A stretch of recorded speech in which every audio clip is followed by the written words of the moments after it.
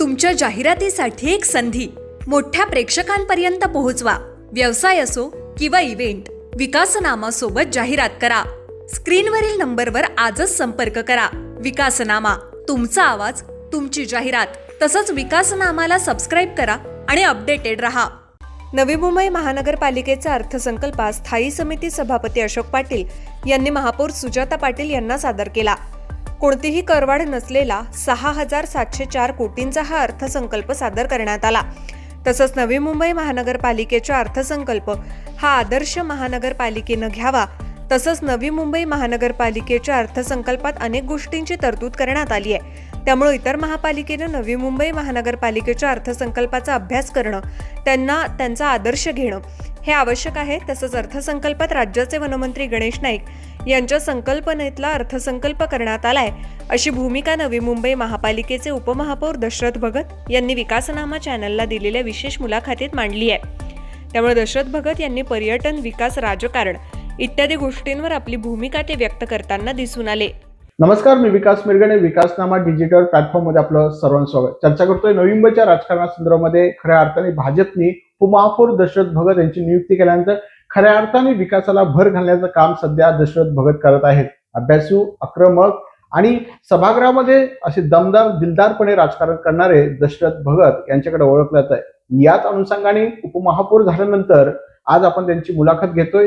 दशरथ भगतांच्या मनामध्ये नेमकी नवी मुंबईचा विकास काय, कोणते अजेंडे घेऊन जात आहेत, याच अनुषंगाने चर्चा करतोय. आपल्यासोबत दशरथ भगत आहेत. सर, स्वागत आहे विकासनामध्ये. थँक्यू. खरं तर अनेक दिग्गज नेते होते, उपमहापौर पदाची संधी तुम्हाला मिळाली. कसं पाहता या सगळ्या संधीकडे? या ठिकाणी जी काही उपमहापौर पदाची जी काही जबाबदारी म्हणा किंवा संधी म्हणा, त्या संधीचा आपण त्या ठिकाणी जनतेच्या हितार्थ आणि त्याचसोबत शहराचा जो काही विकास आहे आणि शहराचा विकास आणि त्याचसोबत नागरिकांच्या जनकल्याणाच्या ज्या काही योजना असतील किंवा त्यांचा जनकल्याण लाभ असेल की त्यांच्या सुखसुविधा आहेत, त्यांच्यासाठी आपण काम केलं पाहिजे.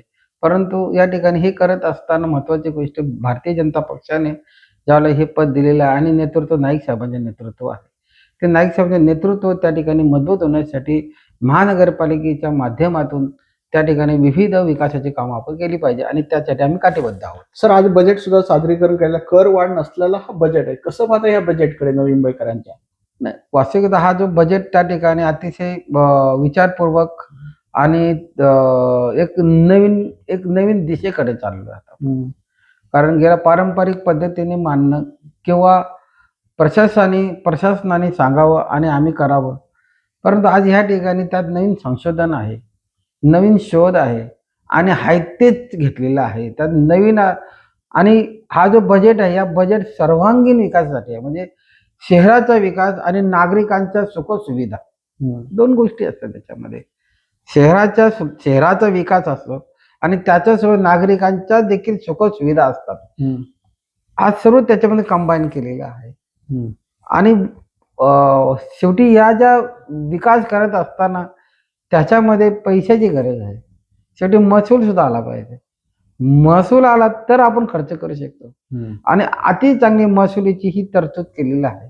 आणि आम्हाला पूर्ण अपेक्षा आहे की ही जी महसूल जो आहे, हा महसूल आम्ही 100% त्या ठिकाणी तो टार्गेट पूर्ण करणार, तो टार्गेट अचीव करणार, तो टार्गेट.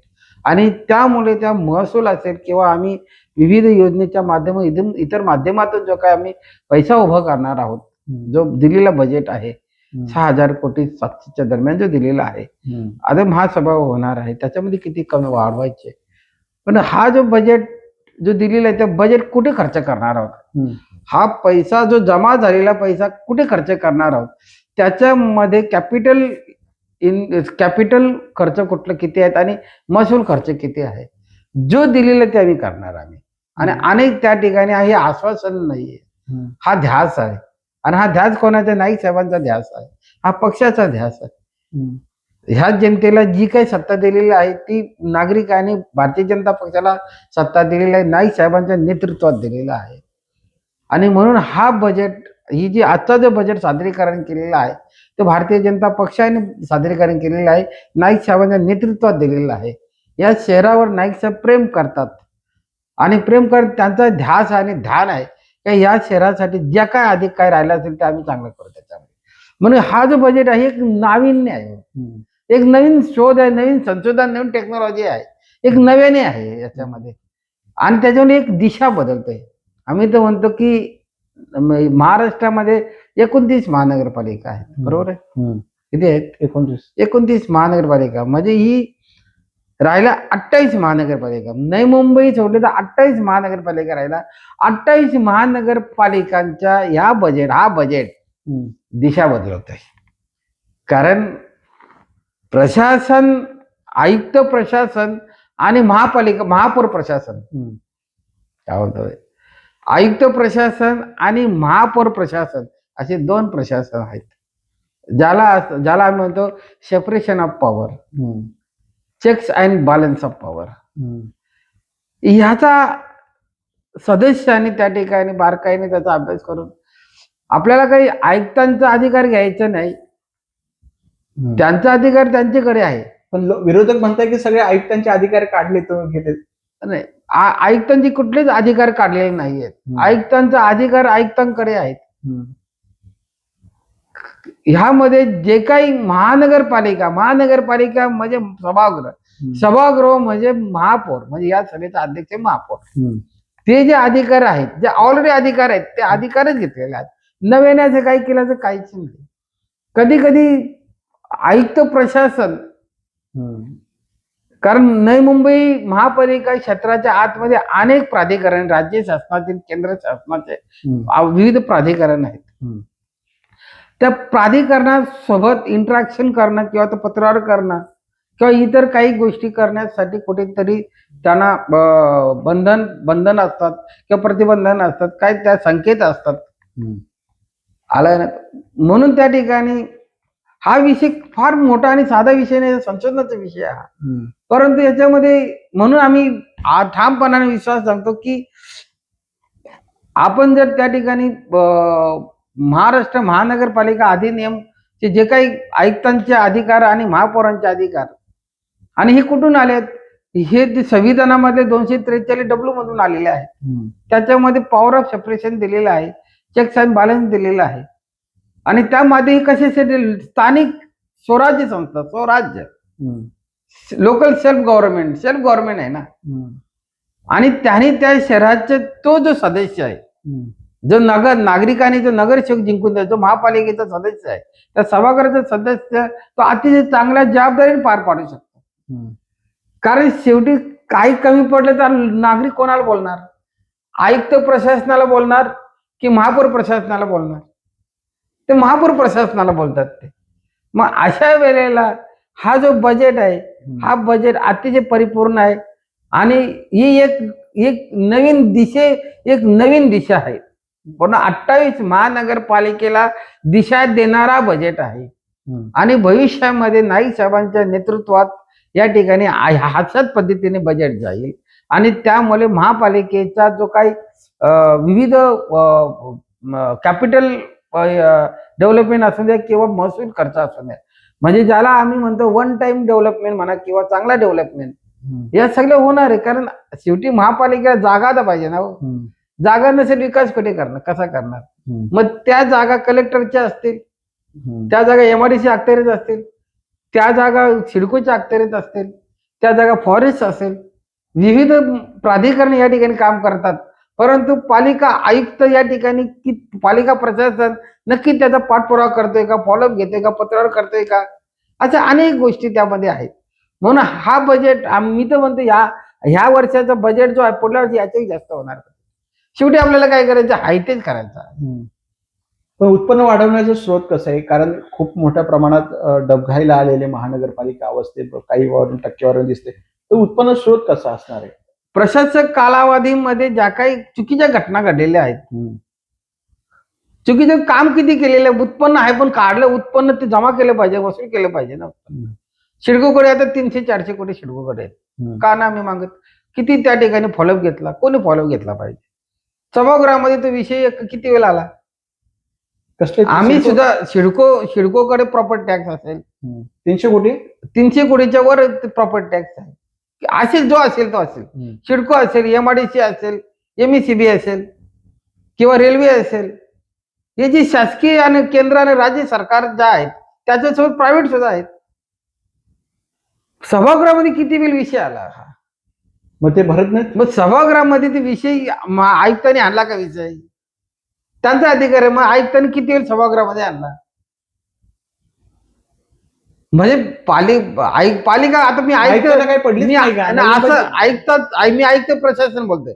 आयुक्त मी काही व्यक्तिगत बोलत नाही कोणाला. शेवटी तो माझंच प्रशासन आहे ना. शिडको तर माझंच प्रशासन आहे. एमआयडीसी माझंच आहे. शेवटी आम्ही लोकप्रतिनिधी या भूभागावर ज्यावेळेला मी लोकप्रतिनिधी काम करतो, शेवटी या ठिकाणी जेवढ्या काही संस्था आहेत, जेएनपीटी जरी आहे, जेएनपीटी माझी संस्था का, ते शेवटी रोड कुठून जातो? त्या जेएनपीटीच्या काय सुख सुविधा आहेत, सर्व्हिसेस आहेत, ते कुठून जातात?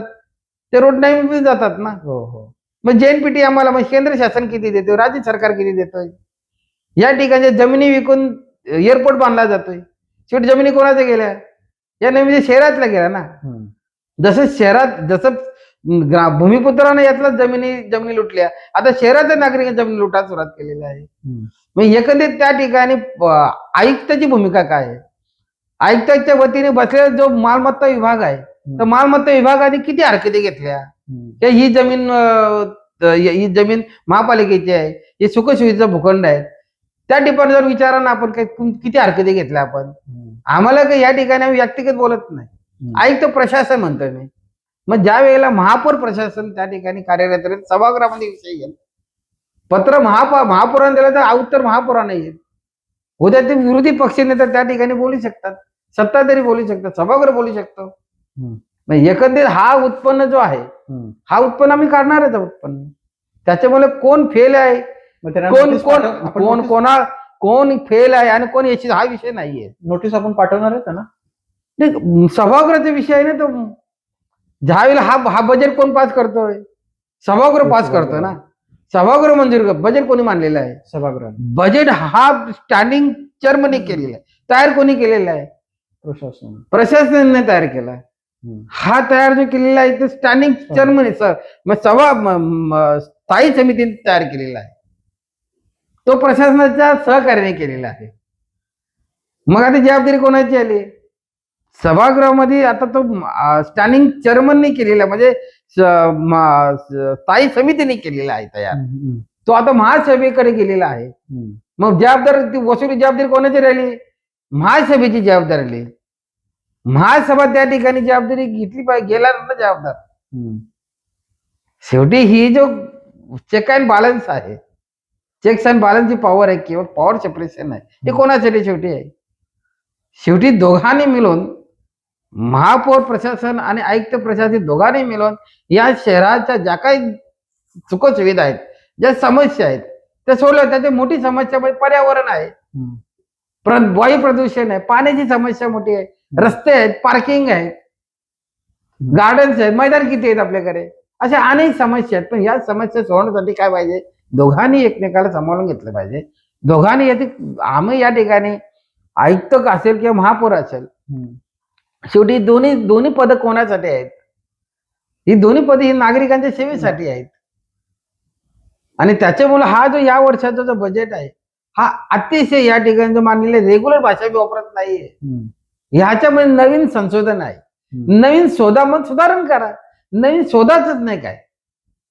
म्हणून या ठिकाणी सागर नाईक जे सभागृह नेते सागर नाईक साहेब आहेत, अतिशय हुशार आहेत, अतिशय हुशार आहेत. आणि त्यांनी तो काय त्या बजेटला जो काय त्या दिशा दिलेली आहे का, मार्गदर्शन केले, उत्तम आहे. कारण आम्ही त्याचा अभ्यास करतो, आम्हाला माहिती आहे त्याच्यामध्ये काय त्याचे बदल केलेला आहे. आणि मी तर म्हणतो नवी मुंबई महानगरपालिकेचा विकास होईलच, परंतु 28 महानगरपालिकेचा देखील त्या ठिकाणी विकास होईल. म्हणजे हा जो नाईक साहेबांच्या नेतृत्वात हा जो बनलेला बजेट आहे, तयार केलेला बजेट आहे, हा नवी मुंबई महापालिकेचा साठी आहेच. हा 29 महापालिकेसाठी आहे, उरले जे 28 महानगरपालिकेसाठी सुद्धा आहे. हा म्हणजे ह्याला पाहताना शिकलं गेलं, याला पाहताना आपण फक्त नवी मुंबई महानगरपालिकेचं बजेट पण पाहू नका, तर त्याच्या सोबत नवी मुंबई महापालिकेच्या बजेट सोबत तुम्ही 28 महानगरपालिकेच्या बजेटला दिलेली दिशा आहे आणि त्याचं मार्गदर्शन घेणार. आणि अनेक या ठिकाणी विविध महापालिकेचे त्या ठिकाणी महापौर प्रशासन येऊन सांगेल कसं केले सांगा आम्हाला.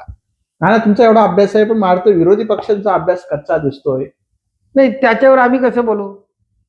तुम्ही ते पुस्तकं तर वगैरे- ते तर हुशार आहेत, पुस्तकं ते वगैरे ते त्यांना सिनियर द्या. माणसं आहेत. त्यांना पुस्तकं नाही. त्यामध्ये काही तर 95 पासून आजपर्यंत हम्म. महानगरपालिकेच्या स्थापनेपासून तर आजपर्यंत ते त्या ठिकाणी नगरसेवक म्हणून निवडून येतात. चांगले हुशार आहेत. काही 2-2, 3-3, 4-4 टर्मचे आहेत. हुशार आहेत, चांगले पदं बसवलेले आहेत, चांगले मोठमोठ्या निवडणुकीला उभे राहिलेले आहेत. पण अडथळा पण शेवटी आणण्याचा त्यांचा अभ्यासाचा विषय आहे. ते हुशार आहेत बोललो मी काय म्हणतो, ते हुशार आहेत. प्रयत्न- शेवटी अभ्यास त्यांनी कसं करावं, कशा दिसत, मी काय सांगावं त्यांना? काही मला सिनियर आहेत, पण ती त्यांची बौद्धिकता आहे ना. पण सागर नाईक म्हणतो अभ्यास करा म्हणून म्हटलं तू. आम्ही म्हणतो ना अभ्यास करा म्हणून, आम्ही अभ्यास करतो ना. सागरजींनी सांगितले की कशा पद्धतीने जायचं आपल्याला, त्यांनी आम्हाला मार्गदर्शन केलेलं आहे. शेवटी सभागृह हा नियमाने चालणार, कायद्याने चालणार. त्याच्यासोबत जो काही महापालिकेचे विविध विभाग आहेत, सगळे जे विभाग पण कायद्याच्या अखत्यारीत चालणार. मग तो कायदा संविधान मधला असेल, मग तो महाराष्ट्र महानगरपालिका अधिनियम असेल, मग टाउन प्लॅनिंग असेल, पर्यावरणाचा असेल. महानगरपालिकेच्या कारभारामध्ये हा जी सेल्फ गव्हर्नमेंट आहे, लोकल सेल्फ गव्हर्नमेंट आहे, स्थानिक स्वराज्य आहे. हे स्वराज्य चालवण्यासाठी विविध किती कायदे येतात. हे सगळे कायद्याचा त्या ठिकाणी अभ्यास करावा लागेल. ना तुम्ही उपमहापौर झाल्यानंतर कामाचा धडाका लावलाय, अनेक ठिकाणी व्हिजिट दिलेले. कसं पाहताय, कशा कामाचा धडाका सध्या सुरू आहे? दिवस रात्र कामाला झोकून दिलेलं आहे. नाही, काय असतो की ज्या वेळेला पक्षाने जबाबदार दिलेला आणि नेतृत्वाने त्या ठिकाणी जबाबदार दिलेला आहे, पक्षाचा जबाबदारी आहे, नेतृत्वाचा आदेश आहे, आणि मग तो जी काही जबाबदारी दिली आहे ती जबाबदारी म्हणा किंवा दायित्व म्हणा किंवा उत्तरदायित्व म्हणा किंवा लायबिलिटीज म्हणा, ते आपण पार केले पाहिजे. ते करण्यासाठी मेहनत घ्यावं लागेल, आणि त्याच्यासाठी दौरा करणे किंवा त्याच्यासाठी कामं करणे, लोकांना अटेंड करणे, त्याची कामं झाली पाहिजे. गरिबांच्या डोळ्यात आसरू पोचले पाहिजे. तुम्ही एवढं काम करताय, तुम्हालाच पाडण्यासाठी भाजपचे काही नेते सक्रिय होतं. महानगरपालिकेच्या निवडणुकीमध्ये दशरथ भगतांचा पराभव करा, तरी लोकांनी जिंकून आणलं 4ही सीट तुमच्या नाही, काय घरामध्ये. असं विकासासाठी मला प्रश्न विचारता तुम्ही सडनली राजकारणावर जाता आला, त्याच्यामुळे तुम्ही तुमची लिंक तोडता. हे बघा कसं असतं की निवडणुका संपल्या आता निवडणुका लोकांनी दाखवून दिलं ना. नाही, काय असं लोक बघा, मी स्पष्ट म्हणतोय की मी माझं बोलतोय.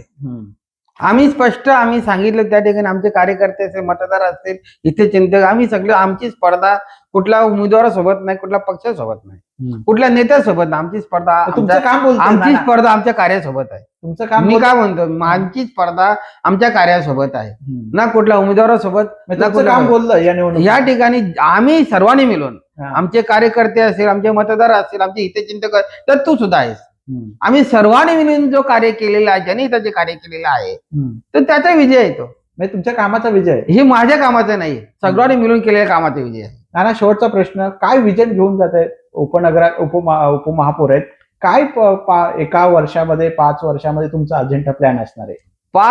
6 वर्ष झाले महानगरपालिकेला प्रशासक लागलेला आहे. पहिली त्या प्रशासक कालावधीमध्ये झालेली या ठिकाणच्या ज्या काही झालेली नासधूस आहे, मग ते आर्थिक नासधूस असेल किंवा विकासाची नासधूस असेल किंवा विविध योजनांची नासधूस असेल, ती पहिली सुधारणा, ती पहिले विकसित करणं, त्याला पहिलं रुलावर आणणं, आणि जो काय आम्ही त्या ठिकाणी आश्वासन दिलेलं आहे ते आश्वासन त्यांची पूर्तता करणं. एका शब्दाला आम्ही विकासच म्हणतो, पण विकास म्हणजे काय हो?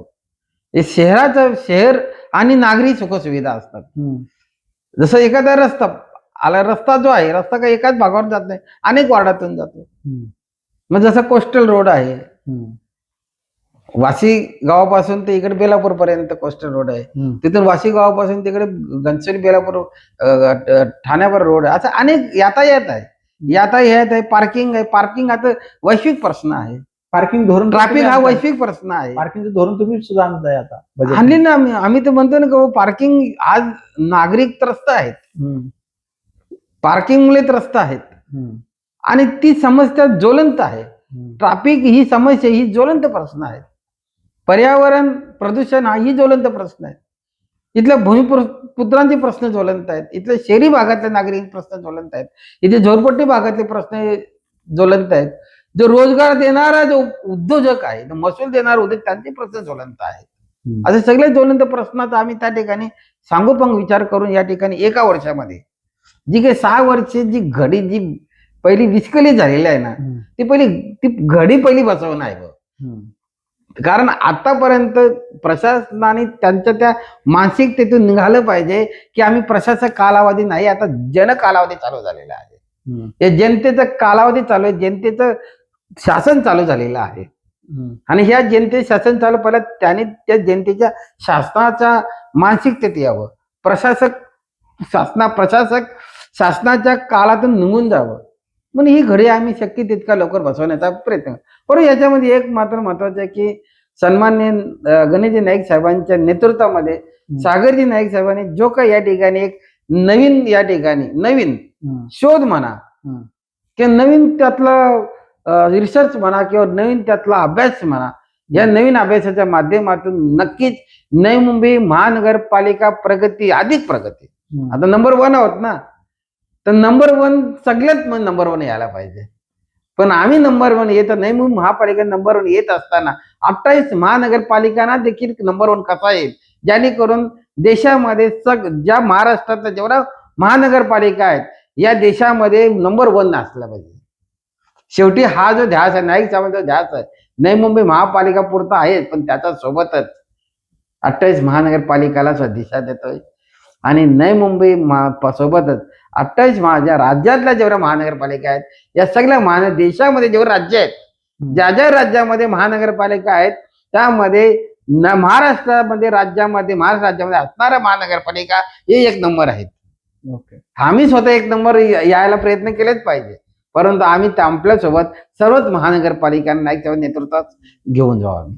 ओके, हे होते दशरथ भगत यांनी विकासाच्या मुद्द्यांवर जो बजेट सादर केला त्याच्या असलेल्या विकासाच्या मुद्द्यांवर आणि नवी मुंबई शहरातला विकास कसा होणार याचा जो आहे त्यांनी आराखडा मांडण्याचा प्रयत्न केलाय. नाना, खूप खूप आभार आहे, तुम्हाला शुभेच्छा. धन्यवाद. तुमच्या जाहिरातीसाठी एक संधी मोठ्या प्रेक्षकांपर्यंत पोहोचवा. व्यवसाय असो किंवा इव्हेंट, विकासनामा सोबत जाहिरात करा. स्क्रीनवरील नंबरवर आजच संपर्क करा. विकासनामा, तुमचा आवाज, तुमची जाहिरात. तसंच विकासनामाला सबस्क्राईब करा आणि अपडेटेड रहा.